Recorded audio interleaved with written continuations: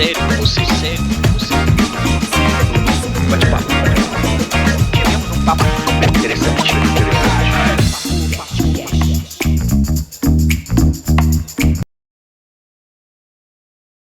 É doutor, primeiro, segundo.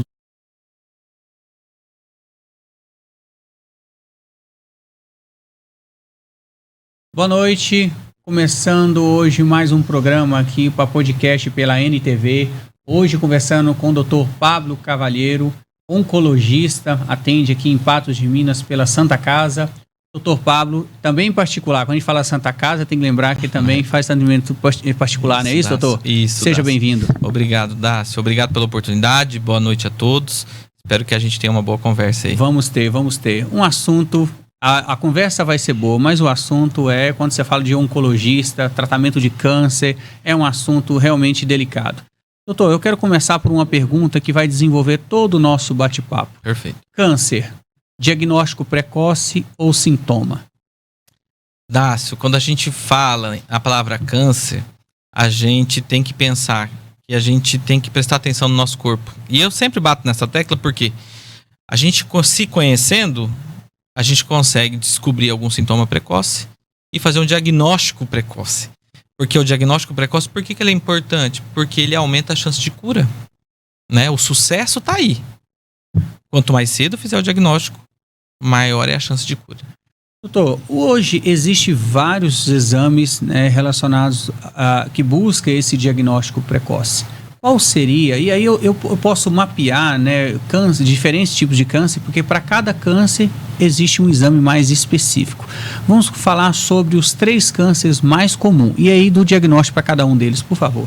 Então, os 3 mais comuns, a gente começando com o principal, que é o câncer de mama nas mulheres, né, que é o mais incidente. Muito se fala sobre mamografia, sobre ultrassom de mamas, e é importante diferenciar isso porque para quem que é a mamografia, para quem que é o ultrassom, né? Então, quem tem que fazer, quando tem que fazer? São perguntas que são repetidamente respondidas e a gente tem que falar muito sobre isso ainda, tá? Então, assim, mulheres jovens, preferivelmente ultrassom. Porque é uma mama cheia de glândula, é uma mama que pode aparecer alguma alteração. Quando você fala mulheres jovens, que abaixo idade? de 40 anos. Abaixo de 40 anos? Isso. Mulheres jovens, ok. Isso. Acima de 40 anos, né, até 35, com história familiar, a gente até pode fazer uma mamografia, que nada mais é que um raio-x da mama, né? Então, a mamografia detecta lesões muito pequenas, calcificadas, e por isso que ela é o exame de primeira escolha, porque ela consegue pegar coisa mais muito eficiente precoce. Para o diagnóstico precoce. Isso, perfeito, exatamente. Perfeito. Outro câncer muito comum. O câncer de cólon, por exemplo, cólon é intestino, né? A gente fala essa palavra, mas a maioria das pessoas não faz ideia ou confunde com colo de útero da mulher, né?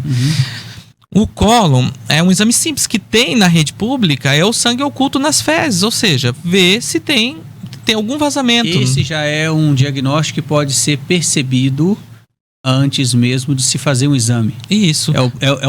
Já é um câncer percebido por sinais. Isso. Sangue nas fezes, emagrecimento, um sinal de alerta. Sangue nas fezes, às vezes o sangue ele tá no meio das fezes, então não é coisa que você vai às vezes enxergar com os olhos. Mas um simples exame de laboratório que o posto de saúde consegue pedir, às vezes faz um diagnóstico muito precoce. Perfeito. Doutor, aproveitando esse, a gente vai falar já do terceiro mais comum, o câncer de intestino. Aí quando você fala de colo é o quê? Envolve intestino grosso? Qual é a região que está embutida nesse câncer de colo? Perfeito. O câncer de cólon, ele envolve o intestino grosso, tá? Que ele é dividido em basicamente 3 partes, que é o ascendente, e essa é a localização dele. É o que termina o intestino delgado, que é o fino, e aí ele vai, sobe, passa pelo meio da barriga e desce, tá? Então aí a gente tem as localizações e o finalzinho dele, que é perto do reto, né? Que é outro órgão. Perfeito. Do câncer de colo, qual é o fator de risco que leva a ter um câncer de colo, um câncer de intestino com mais frequência? Eu estou perguntando isso porque eu já vou citar um exemplo que eu tenho na minha família e foi assustador. A história familiar ela é importante, tá? Mas o principal fator de risco, na verdade, é quando o paciente já tem um ritmo intestinal um pouco desregulado. Então, assim, uma constipação severa, o consumo exagerado de carnes embutidas. É importante falar isso. Boa. Porque carne vermelha é diferente de carne embutida. Carne embutida é salame, linguiça, salsicha. Então isso é uma carne extremamente processada. Hambúrguer processado. Isso sim, tem muita alteração, muito aditivo, muitos conservantes que provocam inflamação intestinal. Isso para uso contínuo, porque comer de vez em quando pode. Eu cortei salsicha na minha vida já há algum tempo e dos meus filhos. Acabou. Porque quando você começa a ler sobre o assunto é assustador. Então cortei. Mas o presunto, por exemplo, meu Deus, é difícil fazer uma lasanha sem presunto. É assim, ó. Eu costumo dizer para meus pacientes muito no consultório: não existe nenhum alimento vilão e nenhum herói. Né? A gente precisa... Não, mas a salsicha e o refrigerante são, e a gente pode conviver sem eles. Com certeza eles são vilão.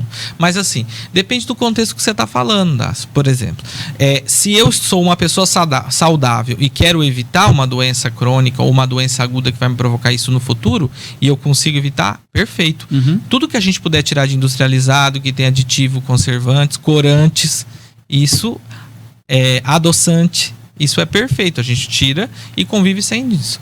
Agora, se você fala para uma paciente já doente, está cheia de limitação em decorrência de uma doença, e eu vou impor mais limitações, mais restrições para ela, a gente tem que ter cuidado. E eu tô falando isso, e fugindo um pouco do assunto da sua pergunta, porque assim, os pacientes chegam no meu consultório, pesquisando na internet, ouvindo de vizinho ou de outros pacientes, que tem que cortar tudo. E a doença já corta bastante coisa dela. E o tratamento também. Beleza. Vamos por terceiro câncer mais comum. Qual seria? Então, aí a gente pode falar do de próstata, que é muito comum mesmo. E assim, o câncer de próstata, o principal fator de risco dele é uma coisa que a gente não consegue escapar e ninguém quer escapar. Tá, só aproveitando esse gancho, nós perguntamos um câncer que é mais comum, que seria o câncer de mama nas mulheres, o de próstata nos homens, e do intestino, só para fechar, ele é recorrente tanto no homem quanto na mulher? Na mesma, não existe essa questão. Ele é um pouco mais incidente em homem, mas ele é recorrente nos dois. Ele está em quarto lugar, terceiro lugar em ambos os sexos, tá? Perfeito. O de próstata, ele tem um fator de risco que todo mundo não quer evitar, que é o avanço da idade. Então, quanto mais velho a gente se torna, maior o risco da gente desenvolver um câncer de próstata. Então, é um contrassenso, né? A gente quer viver bastante, mas não quer ter câncer. Doutor, o câncer hoje afeta o público mais jovem também? Eu estou colocando isso porque e quando isso acontece, qual é a explicação? Depois você pode tocar, eu sei que não é a sua área, a oncologia infantil, mas é triste quando você vê uma criança com um diagnóstico de câncer. Ele é chocante, mais agressivo, né? Enfim, aquilo ali vai mudar a rotina da família e da criança, é lógico. Por que isso tem acontecido? Porque parece que se tornou mais recorrente de 20 anos para cá, ou eu estou errado? Não, você está certo, Dácio. É o seguinte, quando o câncer ele é uma erva daninha, a erva daninha ela cresce em qualquer terreno, mas você vê quanto pior a erva, ela cresce em lugares mais difíceis, em pedra. E o jovem é um terreno que não é fértil para o câncer, nem o jovem nem a criança. Então por isso que o câncer que tem na idade de paciente jovem ou criança, ele é mais agressivo, porque ele vem de uma alteração genética.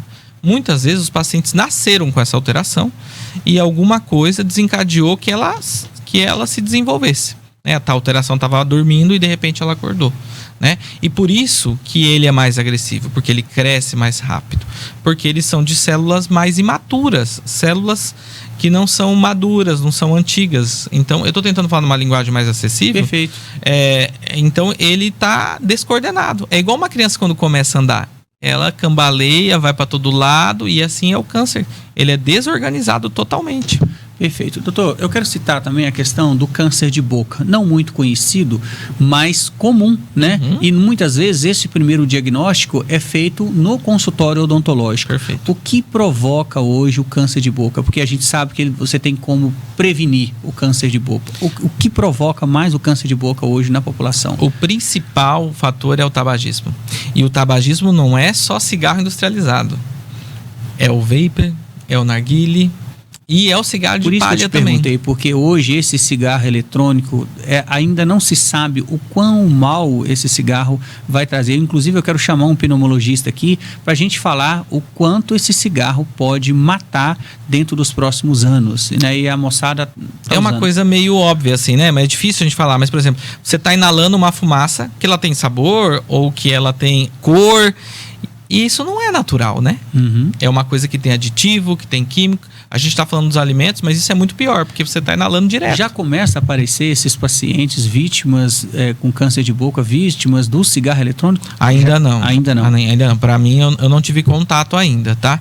Eu já tive contato, sim, com doenças pulmonares, Uhum. Isso a pneumonia, gente já bronquite, conhece. asma, Sim. em decorrência do uso exagerado desses dispositivos. Perfeito. Mas o cigarro hoje é o principal fator para o câncer de boca.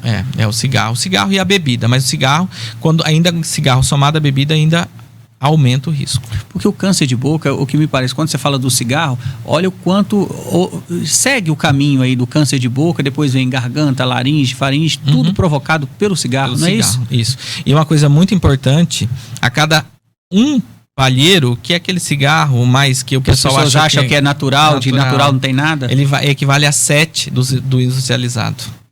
Então, Ele a pessoa pior do que os muito outros. pior, porque não tem filtro. Tudo vai direto. Que absurdo. É. Doutor, um outro câncer também que chama a atenção e há algum tempo apareceu na mídia, o câncer de olho. Como que ele desenvolve? Se não é é hereditário, o que provoca? Como é que você vai evitar um câncer de olho? E ele é gravíssimo. Ele foi muito falado por causa do Thiago Leifert, né? Sim, Que teve sim. a filhinha dele, a Lua, que foi diagnosticado com 2 anos com neuroblastoma. Esse câncer, ele é também genético, é uma alteração genética. E a gente muito se preocupava antigamente, que as pessoas não lembram, vai entregar a idade, mas enfim, aquelas máquinas de antigamente que tiravam, tinha um flash forte, a gente saía tudo com os olhos vermelhos. Lembro. E aí era um sinal que a gente olhava aquilo. Quando o olho estava vermelho era normal, quando estava branco ou mancha branca, isso chamava atenção e tinha que ir no oftalmologista para ver se não tinha. Mas isso era só algum mito. Não, o fundo de olho, que é o exame que joga uma luz lá dentro do seu olho, ele identifica isso de uma forma precoce. E existe uma recomendação da Sociedade Brasileira de Pediatria de os pacientes, bebês, serem examinados com uma certa frequência, que, desculpa, não é minha área, não vou saber falar com exatidão, por um oftalmo pediatra. Perfeito.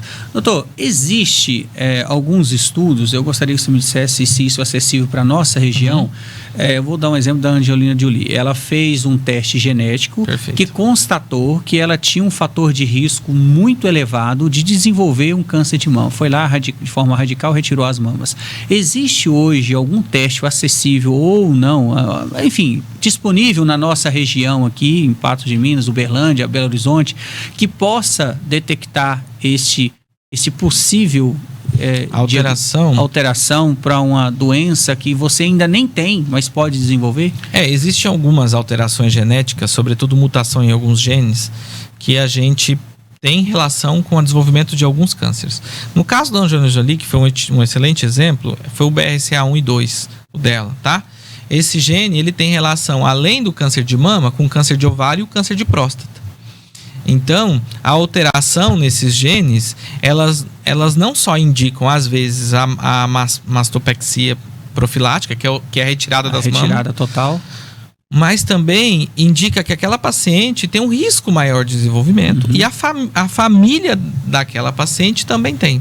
No entanto, hoje a gente não é um exame tão acessível assim para a gente fazer. Mas existe na nossa região? A gente pode fazer pela internet. Você pede o kit vem. Às vezes, pela análise da saliva, você consegue ver. Perfeito.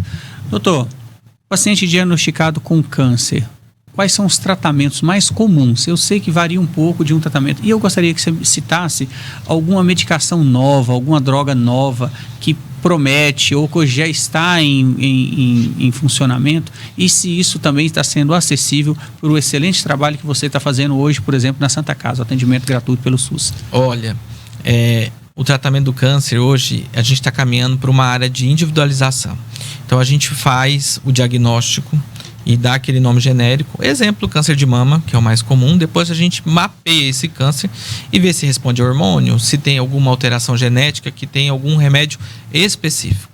No caso de câncer de mama, a gente, por exemplo, tem no SUS, que é uma coisa fantástica, que é um anticorpo, que é o trastuzumab. Tá? Que o nome comercial chama Herceptin, que às vezes os pacientes têm acesso à rede privada e não sabe o que isso é isso, né? Então, esse é uma terapia-alvo. Então, é uma terapia que atinge uma alteração específica daquele câncer e que mudou o paradigma. Até 2018, antes de entrar no SUS... Até 2018, então é recente mesmo. Entrou no SUS em 2018. Os pacientes do SUS não tinham acesso e esses pacientes eram fadados quase a um insucesso ao tratamento. É um câncer muito agressivo quando a gente não tem terapia-alvo, né? Anti-HER, que a gente chama, que é o gen HER2, né? E tem outros tratamentos que ainda a gente não tem acesso ao SUS, mas assim, tem uma infinidade de terapia-alvo hoje. Carcinoma papilífero seroso é um tipo de câncer agressivo? Depois eu já te falei um pouquinho que eu tô te perguntando, que esse é um nome difícil de falar, mas foi um câncer que a minha mãe teve, eu nunca esqueci esse nome. Ela teve o câncer, tratou na rede privada na época, isso tem 8 anos, já fez todos os exames, tal, não sei o que, e graças a Deus está curada.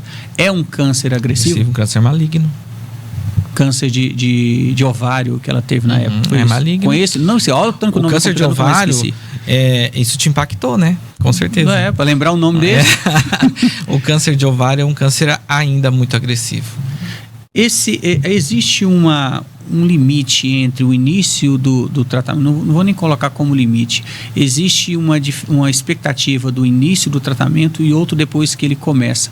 Qual é a fase mais difícil o paciente diagnosticado com câncer, na sua opinião? Eu acho, na minha opinião, na minha vivência, que é o diagnóstico. Não pela dificuldade de acesso, mas do paciente se situar em relação a isso.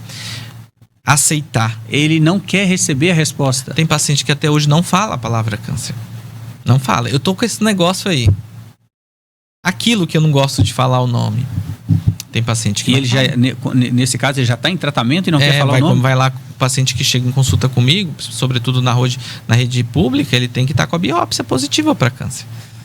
Perfeito. Doutor, qual a importância do envolvimento da família no momento que aquele paciente foi diagnosticado? E aí existem várias situações, né? Quando é a esposa, quando é o filho, quando é a mãe, mas qual a importância do envolvimento da família? Há uma confirmação científica mostrando que o resultado durante o tratamento tem uma resposta maior. Eu estou falando que isso aconteceu com a gente na época. Eu fiz questão de acompanhar desde o início o tratamento da minha mãe, porque acreditava nisso, que o acompanhamento da família, o apoio da família, minha mãe morava em Rondônia na época, veio para Uberlândia para tratar e eu fiz questão de acompanhar do início ao fim. Isso tem uma relevância? Eu estou falando do ponto de vista científico. Existe? Olha, tem e tem muito, tá? Assim, uma paciente, a gente sabe que a parte emocional impacta bastante, tanto na aceitação quanto na tolerância do tratamento. Fica mais fácil você contornar os efeitos colaterais, as adversidades do tratamento quando você tem apoio, seja ele de família ou de amigos, porque tem gente que infelizmente não tem família, né? Então, eu sempre que o paciente entra no meu consultório, eu sempre falo para eles, como um todo, que eu não trato o paciente sozinho, eu trato a família junto, porque nós somos sócios. Então, aquilo ali, todo mundo tem sua função. Então, tem o filho para levar e para buscar, o que vai cobrar de comer, o que vai lembrar da data dos exames, porque o paciente está muito fragilizado. Então, é uma responsabilidade muito grande para ele lembrar e conduzir tudo isso sozinho. Então, quanto maior a rede de apoio, melhor é a resposta ao tratamento e mais adesão ao tratamento. Perfeito. Quando, no caso da minha mãe, quando ela recebeu o diagnóstico, a semana seguinte ao diagnóstico, na minha opinião, foi a mais dolorosa. Era visível o que a doença fazia. Por que alguns pacientes têm uma resposta tão diferente para o mesmo tipo de câncer, descoberto praticamente no mesmo momento? tomando o mesmo medicamento, tratando no mesmo local. Por que isso acontece? Porque nós somos diferentes, Dácio, né? Você vê que tem pessoas que comem a mesma coisa e um desenvolve diabetes e outro não. Isso é o funcionamento do nosso metabolismo. O remédio é igual para todos, mas como o seu corpo vai lidar com ele, vai metabolizar ele, vai chegar ou vai não... processar exatamente, e atingir a célula cancerígena? É diferente. Eu tenho pacientes que estão nos mesmos estágios que têm respostas completamente diferentes. Existem vários tipos de câncer, a gente está falando sobre isso.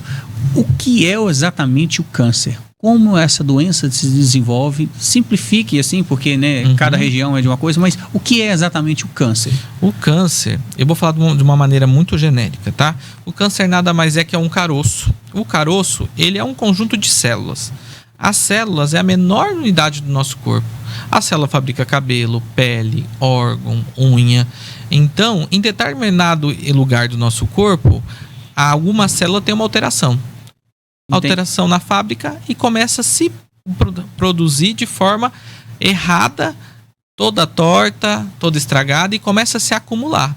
E isso pode gerar um câncer maligno ou benigno, né? Perfeito. Doutor, durante o tratamento existem vários efeitos colaterais. Qual é o mais comum e o mais desconfortável?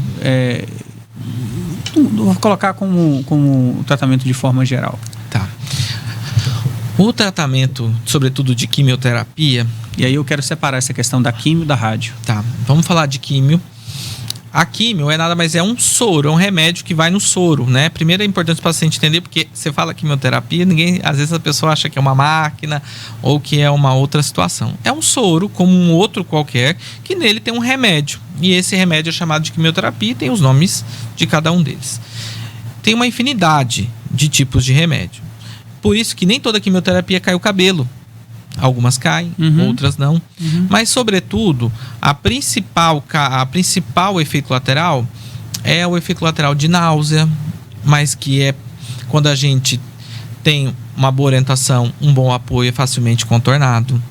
A gente pode cair imunidade. Isso aí também, o apoio familiar faz toda a diferença. Toda a diferença. Né? Então, assim... Perda de apetite? Perda de apetite. Meus pacientes, que eles brigam comigo porque eu falo que eles podem emagrecer, né? Uns acham bom, porque, enfim, mas a maioria engorda. A maioria engorda. Porque a gente coloca muito medicamento para prevenir esses efeitos colaterais e eles conseguem comer. E aí eles falam, doutor do céu, agora eu tenho que me cuidar. Doutor, no caso da minha mãe, ela caiu o cabelo. Você está falando que às vezes caiu o cabelo ou não? Ela caiu o cabelo, e a minha mãe tinha muito cabelo, caiu o cabelo.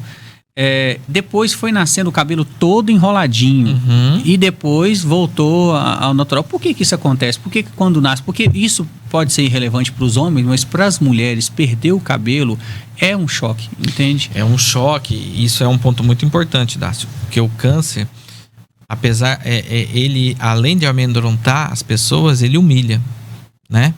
Se você pensar na característica da mulher, a gente está falando no principal químio da mulher é para câncer de mama. Ela está com medo de perder a mama, mas começa perdendo o cabelo. E é muito chocante isso. Eu lembro do dia, eu lembro como hoje, o dia que a minha mãe, no 18º dia de tratamento, lembro como hoje, eu acompanhei, foram 6 meses de tratamento. No 18º dia ela começou a cair o cabelo. E aí... eu comprei algumas perucas, que a minha mãe tinha um cabelo muito bonito, eu pensei, não vai ficar sem cabelo. Aí comprei alguns lencinhos e comprei umas perucas. E fui pra lá. A minha tia, a gente estava na casa da minha tia, eu morava em Uberlândia na época, a minha tia não quis rapar, porque começa a cair muito, chega uma hora que você tem que rapar. A minha tia falou, eu não tenho coragem de fazer. Eu falei, mãe, se a senhora deixar, eu faço. Sentamos numa varandinha atrás da casa e tal... Rapei o cabelo e falou assim, eu comprei uma peruca e um lencinho. Ela nunca usou a peruca, ela usou o lencinho durante todo o tratamento e essa foi a história da minha mãe em relação ao cabelo. Ela nunca quis usar a peruca, mas ela nunca ficou também sem usar a peruca.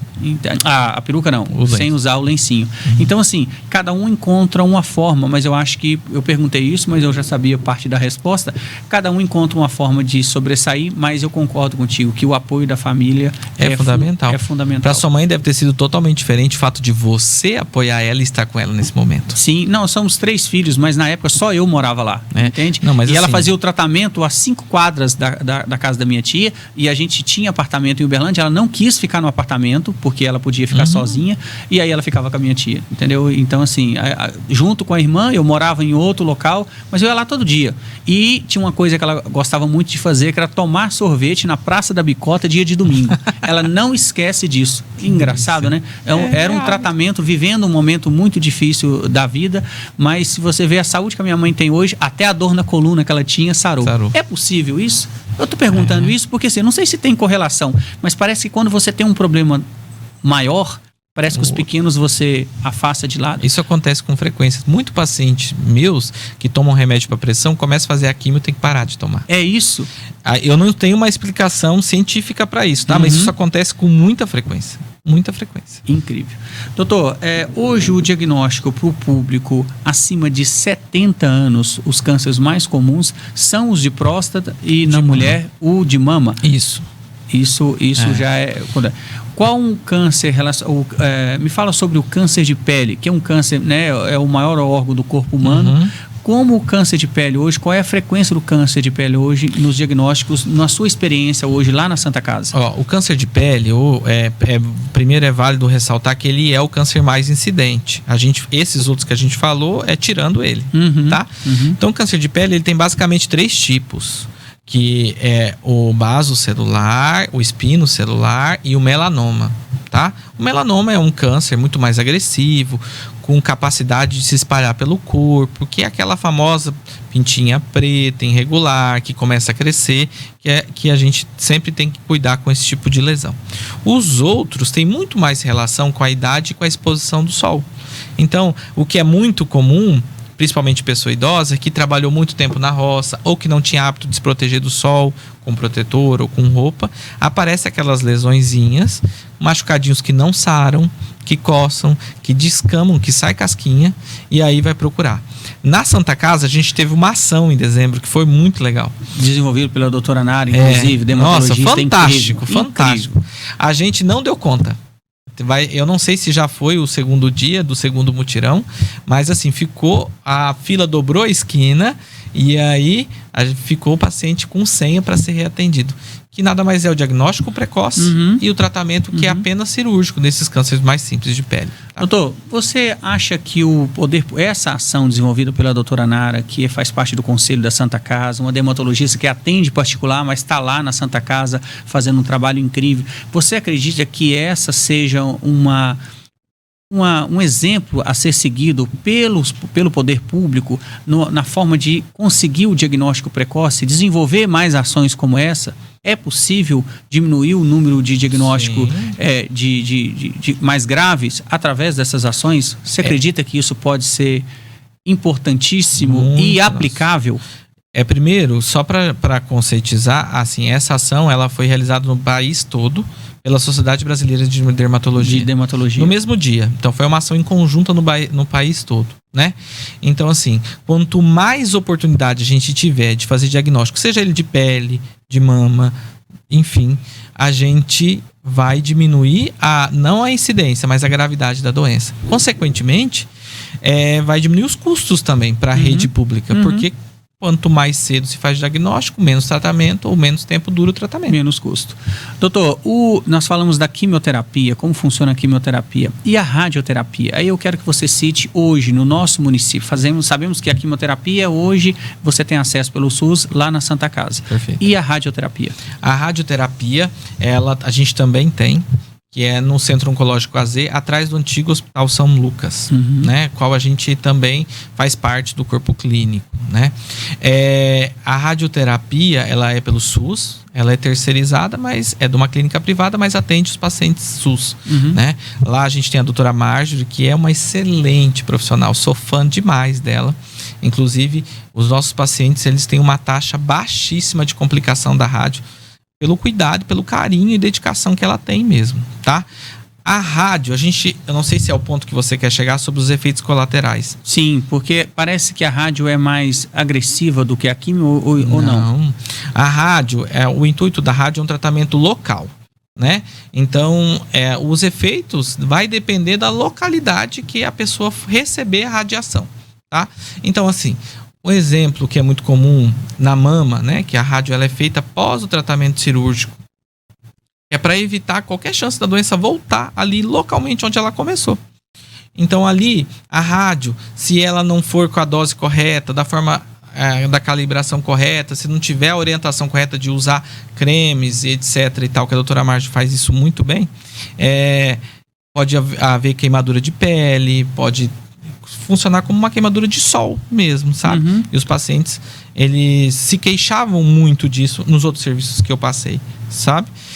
Então existe um serviço, uma radioterapia personalizada de acordo com a questão genética ou de acordo com o tipo de câncer ali encontrado? Da localidade, tá? Inclusive, é uma coisa que eu quero enaltecer, porque isso é um diferencial de Patos, e eu acho que é importante a gente também dar o mérito. A radioterapia, ela é 3D, tá? Então, o SUS, ele só cobre a radioterapia 2D. Ou seja, o planejamento é feito por raio-x, menos específico, mais antigo. Aqui em Patos, a gente tem acesso à radioterapia 3D pelo SUS. Perfeito. É feita uma tomografia que joga a imagem do paciente em 3D no aparelho e aí diminui muito os efeitos colaterais. Perfeito. Nós vamos chamar o intervalo, voltamos já com o bate-papo, já. Bate-papo. Muito interessante.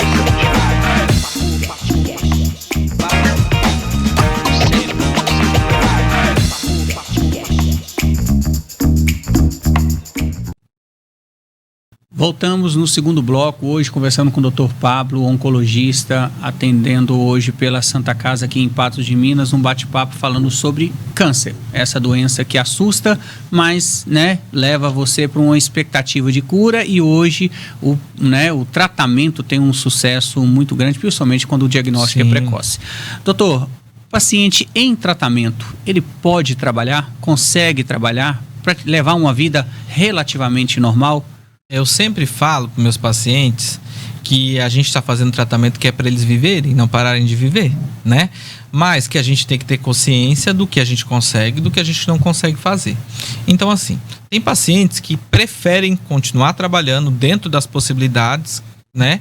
Porque ocupa a cabeça, o tempo passa mais rápido, a saúde emocional fica em dia, porque sempre foi acostumado a trabalhar, não quer parar agora. Ou até são autônomos e precisam trabalhar, né? Então, assim, o tratamento não é uma contraindicação para trabalhar, mas aí eu acho que tem que ser individualizado.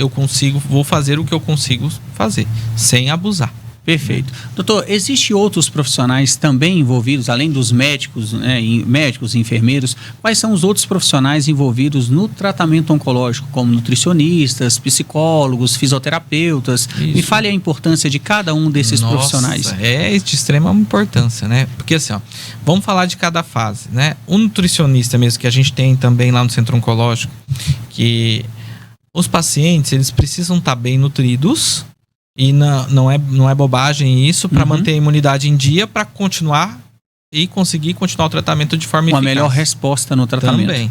Então a gente consegue diminuir a inflamação com uma dieta adequada e balanceada, suplementar proteína. Então isso é essencial. É essencial. Muitos pacientes precisam usar sonda, a gente precisa dele ser acompanhado com uma dieta adequada, com uma caloria adequada diária, então isso aí... Esse é o trabalho feito pela nutricionista. O fisioterapeuta? O fisioterapeuta, ele entra na parte de reabilitação. Infelizmente, isso ainda a gente não organizou aqui. Mas nós vamos chegar lá. Porque nós estamos em conversa com a Unipam e eles já têm alguns ambulatórios lá que atendem pacientes nossos, mas ainda a gente não tem uma ponte exata. E qual seria o trabalho do fisioterapeuta? Qual a importância do trabalho do fisioterapeuta? Olha, Dácio, na mama, por exemplo, quando faz cirurgia, a paciente pode ficar com restrição de movimento do braço. E aí, às vezes, até para fazer a rádio, pela posição que tem que ficar no aparelho, a gente precisa que aquele braço volte a ter mobilidade normal. Normalmente, então, é para pacientes operados. Isso. Mama, cabeça e pescoço, reabilitação até para deglutir. A fono também é importante nisso. A gente tem pacientes que às vezes pedem muita massa magra durante o tratamento, pela própria evolução da doença. Então, reabilitação no caminhar, de fazer atividades diárias, cotidianas. Então, o fisioterapeuta também é essencial. Outro importante que as pessoas pouco sabem é o dentista. Me fale sobre.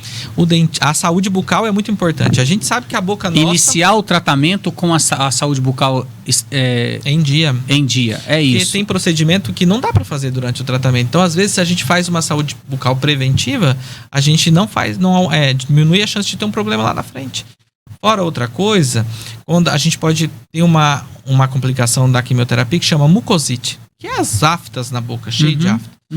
O dentista consegue tratar isso. E hoje a gente consegue através... E a mucosite é provocada pela baixa imunidade ou não? Também pela agressão da própria químio em relação... Ou a químio a rádio, na mucosa da boca. Então, tem um tratamento que hoje, através de um convênio com a Unipam, a gente tem, é fantástico pelo SUS, que é a laser terapia. Com 2 aplicações de laser terapia, o paciente já começa a cicatrizar as aftas e volta a comer. Perfeito. Então, levam uma qualidade no tratamento quando envolve essa equipe multidisciplinar. Muita gente. Perfeito. Doutor, o câncer hoje em tratamento, o paciente, não vou colocar em tratamento, terminou o tratamento, a vida começa a voltar ao normal a partir de quanto tempo? Depende do quão agressivo foi aquele tratamento, lógico, mas normalmente ele começa a ter uma resposta de vida normal após quanto tempo do tratamento? Porque ele ainda tem, né, a dúvida que estou curado ou não. Isso ele não vai ter, essa resposta ele não vai ter de imediato. Não é de imediato essa resposta, né? Até porque precisa de um acompanhamento pós-término do tratamento. Mas aí vai depender de o que o tratamento ocasionou para ele. Exemplo. Tem paciente que às vezes precisa colocar uma bolsinha de colostomia, que é aquela bolsinha que coloca na barriga para fazer o depósito das fezes, e isso traz uma limitação para ele, né? Tem paciente que às vezes faz rádio e precisa ficar um tempo sem exposição solar e trabalha às vezes na rua ou tem que caminhar, ou enfim, querer ir pra praia depois de terminar para comemorar. Entendi. Então, assim, é uma coisa muito individual. É um retorno à vida sonora, mas depende muito de cada um e do que foi feito. Do quanto o tratamento foi agressivo ou não. Exatamente. Perfeito. O tratamento voltado hoje para o público acima de 70 anos, ele é mais difícil para essas pessoas a cura ou... Isso é relativo. A idade elevada traz uma resposta menor na quimioterapia e na radioterapia? Ela dificulta um pouco a tolerância do paciente ao tratamento, né? Porque, primeiro, são somados outras doenças que a gente também tem que levar em consideração durante o tratamento.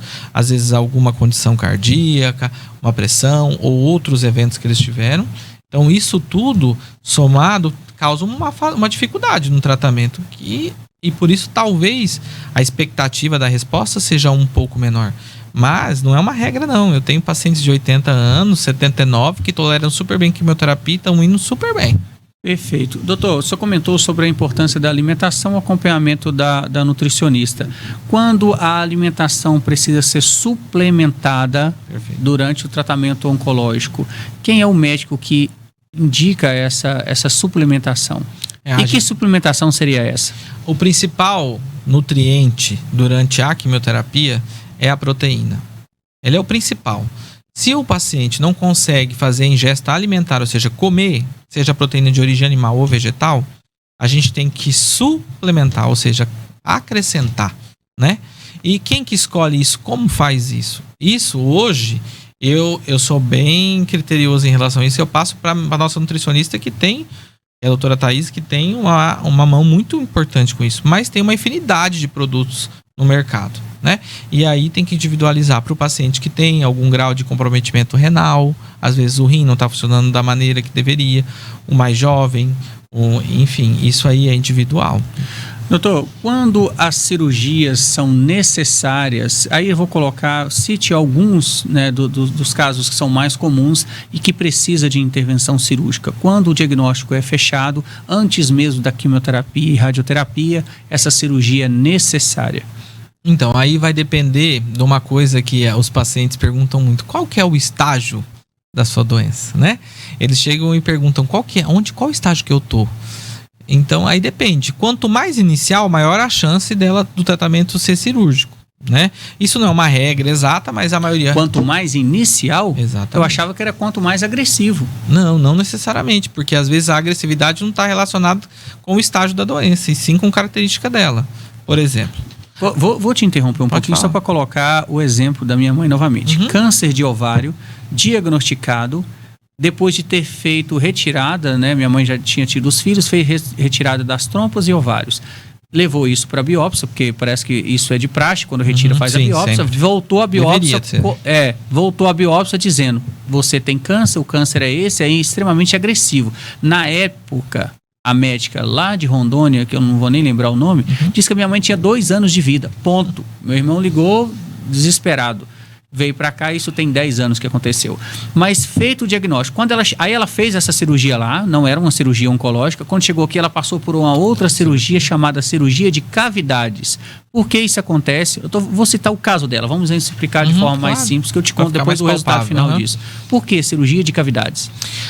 A cirurgia oncológica, muita gente acha que às vezes qualquer cirurgião faz, e não é qualquer cirurgião que faz. Por quê? Porque dependendo do câncer, a gente precisa ter um inventário igual tem inventário de casa, de herança, a gente precisa ter um inventário da cavidade. Então, para a gente ter certeza, cavidade é a barriga, né? Para a gente ter certeza que esse câncer está limitado ao ovário, que é o exemplo da sua mãe, a gente precisa ver as ínguas em voltas, a gente precisa ver as trompas, a gente precisa ver uma série de estruturas em volta que precisam ser mandadas igualmente para biópsia, para analisar, olha, não só estava no ovário, não tinha espalhado por ali ao redor, né? Aí isso determina a nossa escolha de tratamento.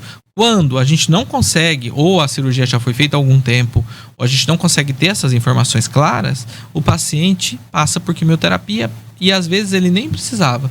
Mas o risco é tão alto que não vale a pena correr. Exato. Então, a questão da cirurgia oncológica, ela é indicada quando os casos são mais simples. A cirurgia oncológica... Quase sempre. Por exemplo, vou usar o exemplo da mama. Porque isso assusta. Imagina, eu já tive o diagnóstico do câncer. Aí você fala, não, e você vai ter que fazer uma cirurgia. Aí ele pensava, não, a cirurgia... Quando foi o caso da minha mãe, era uma cirurgia preventiva. Isso. Porque o câncer já tinha sido retirado, mas vai arriscar?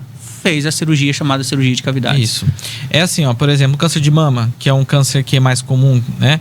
Quanto menor, mais localizado na mama, às vezes a gente começa com o tratamento com a cirurgia. Essa decisão parte do diagnóstico do oncologista ou do médico que irá fazer a cirurgia? A gente discute uma equipe. Por exemplo, no caso da mama... Entendi. A decisão não é tomada só por um profissional. Entendi. É o oncologista e o mastologista. Ou o cirurgião oncológico. Então a gente senta e discute. Eu acho que a gente pode começar com a cirurgia e você faz o tratamento complementar. Tá muito grande o tumor, ou já comprometeu, por exemplo, a axila, no caso da mama. Vamos começar com químio antes, depois a gente opera. Então, assim, isso é um exemplo da mama. No caso de ovário, sempre que possível, é melhor operar antes. Perfeito. Doutor, acompanhamento de pós-tratamento. Quanto tempo? Essa pergunta é um pouco capciosa para mim, tá?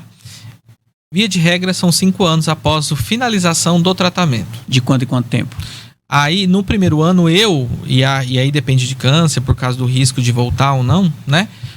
A via de regra, a cada 3 meses, eu vejo meus pacientes após terminar o tratamento.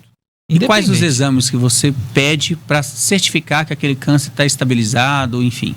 A gente pode lançar a mão de tomografias. A gente tem marcadores tumorais, que em caso, por exemplo, do câncer de ovário, tem o CA-125, ele chama. Ele é muito sensível à atividade da doença. Então, se ele está alterado, ele pode não alterar também. É um exame de laboratório? De sangue. A gente pode intercalar entre exames marcadores, exames de imagem, isso a gente vai vendo conforme. Se o paciente tem sintoma, a gente vai parar tudo, independente de ser em 2 meses, a gente vai fazer tudo de novo. Né? E por isso que o oncologista, e eu falo de sociedade, é isso. é a coisa mais importante que ele tem na vida. Então ele precisa ter meu número. Porque se ele tiver com algum problema e precisa adiantar a consulta, nós vamos adiantar, porque não dá para esperar. Perfeito. Esse paciente, quando tem um diagnóstico de um câncer incurável, né? Incurável. A gente acabou de falar da questão da cura, acompanhamento. Qual é como o oncologista trata psicologicamente? Como que ele trata isso com o paciente para dizer, o seu câncer não tem cura, nós vamos te dar uma sobrevida com qualidade de vida? Como vocês fazem essa abordagem? Como que os médicos conseguem abordar isso com o paciente? Não, existem médicos e médicos, né? Mas em via de regra, o oncologista tem que ser um pouco mais sensível a isso, né? Porque isso é uma coisa muito séria que você está falando para a pessoa. E não tem? Eu estou falando que eu tenho exemplos na minha família que o diagnóstico, ele está com câncer há 10 anos, diz que o câncer não tem cura e ele está levando uma vida relativamente normal. É uma coisa assim, varia de tipo de câncer, de agressividade, enfim, mas assim. O dele de estômago. Que é extremamente agressivo, inclusive. Mas a gente tem que primeiro saber. A gente sabe o que está escrito no livro e eu tenho responsabilidade de te passar o que é a maioria dos casos, o que acontece. Mas eu não preciso tirar a esperança de ninguém, nem dar prazo para ninguém para isso. Né? Quem dá prazo é Deus. Mesmo eu citei contigo o exemplo da minha mãe. Exatamente. Na época, a médica disse que ela tinha 2 anos. Tem 10 anos. E se ela acreditasse, Dácio? Exato. Isso é muito, muito difícil. Isso é uma responsabilidade muito grande. Você não pode tirar a esperança do paciente. Você não pode. Não é mentir e nem enganar e nem criar falsas expectativas. É apoiar. É diferente. Olha, a chance de cura é muito pequena, né? Mas eu vou te falar o que está escrito nos livros, mas nós vamos tratar até quando for possível. O que vai ser daqui para frente, a gente vai acompanhar junto. A chance... Você quer saber quanto tempo de vida? Eu não dou. Isso é uma coisa minha. Eu não dou, porque eu não sou Deus, né? Então, sim. Aproveitando essa questão de Deus, você percebe a fé das pessoas, desses pacientes aguçadas, principalmente quando recebem um diagnóstico de um câncer mais agressivo? Porque isso aconteceu com a minha mãe. Ela coloca que foi curada por Deus. E eu acredito também, né? São vários os fatores, mas você acredita que a fé ajuda muito esses pacientes a sobressair melhor ao tratamento? Com certeza. A fé é força, né? E se você entende... Eu sou um homem de fé. Essa é a segunda vez que eu pergunto isso para um médico dos mais de 30 que já passaram por aqui. E a resposta foi incrível por parte de... É isso. Porque a medicina e a fé parecem que um tem comprovação, a outra não, mas elas podem andar juntas. Com certeza. E a gente pode ser instrumento de Deus. A gente deve ser instrumento. Perfeito, doutor. Aproveitando essa questão do público infantil, deixa eu voltar nessa questão, porque assim, hoje o diagnóstico de câncer mais comum em crianças, qual é?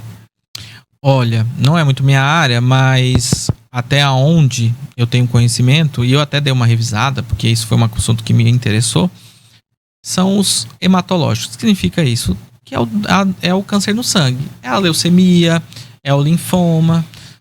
E a leucemia em primeiro lugar, segundo vem o linfoma, depois sistema nervoso central, que é na cabeça, tumor ósseo, aí vem o ocular, que é o neuroblastoma, mas o que disparado, 33% de todos os cânceres infantis é a leucemia. 33%. Doutor, câncer na cabeça, por que isso acontece? Quais são os fatores que levam a você ter um câncer neurológico? E eles são, né? E aí entra uma questão, porque muitas vezes ele provoca uma série de mudanças na vida da pessoa de forma muito grave e de difícil cirurgia, não é isso? Infelizmente eu não tenho essa resposta para te dar. Se eu tivesse o que provoca, talvez a gente tivesse ganhado o prêmio Nobel aí, né? Mas porque ele assusta, né? Ele é assustador. Ele é o nosso centro de comando. Quando a gente tem alguma coisa que desorganiza nossa mente, nosso centro de comandos, a nossa vida vira de cabeça para baixo, né? Então isso causa limitação, é difícil de tratar, às vezes não é fácil fazer uma cirurgia. Quase sempre tem intervenção cirúrgica. Quase sempre. Porque a químio, a maioria delas, se não quase todas, não chegam no cérebro da gente. A maioria?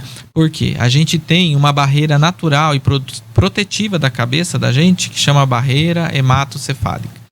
O que é isso? É como se fosse uma película que protege a gente de infecção, protege. Não é, meningite não é uma coisa comum, né? Acontece, lógico, mas quando tem uma porta de entrada para abrir, seja ela sinusite ou alguma punção que teve na espinha, mas não é uma coisa comum, porque a gente foi criado para ter essa proteção.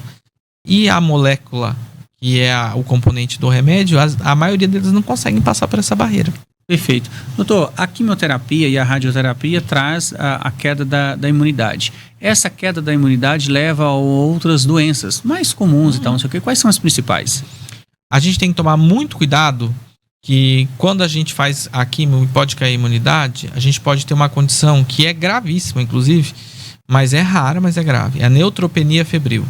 A gente tem febre, a gente não sabe o foco. A neutropenia é a queda das células da imunidade. E isso pode ser fatal para o paciente, né? Perfeito. Então, assim, pode ter pneumonia, qualquer infecção oportunista. Uma unha encravada, infeccionada, pode se tornar um bicho de 7 cabeças quando a gente está com a imunidade baixa. Então, a pneumonia seria... A pneumonia, infecção urinária. Essas são as principais. A gente está terminando o programa, eu quero te fazer uma última pergunta. Já aconteceu o caso do paciente perder os dentes por causa de um tratamento de quimioterapia? Por que isso acontece? Normalmente o paciente já tem uma doença pré-existente na boca. E por isso a saúde bucal. É o efeito bucal. colateral. E aí, se já tem uma inflamação na gengiva muito elevada, baixa imunidade, isso pode tomar conta. Acarreta a inflamação e aí E piora. Doutor Pablo, eu quero agradecer demais. Nós poderíamos ficar aqui falando mais algum tempo. Te agradecer demais a entrevista contigo. Te parabenizar pelo trabalho feito hoje na Santa Casa. Obrigado. Espero convidá-lo aqui novamente em outras oportunidades. Estou à disposição. Voltamos novamente na próxima quinta-feira aqui com um Papodcast na NTV. Um abraço a todos. Até lá. Vamos bater um papo.